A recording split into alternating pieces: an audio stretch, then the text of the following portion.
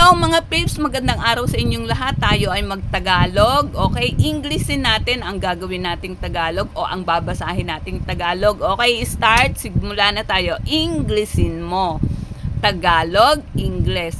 Isang gabi. Isang gabi. One night.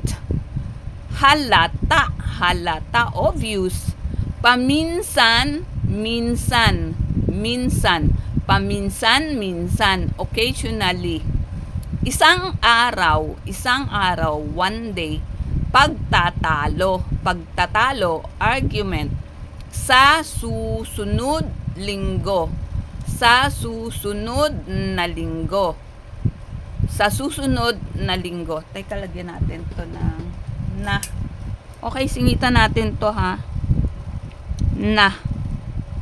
Okay. Sa susunod na linggo. Sa susunod na linggo. Next week.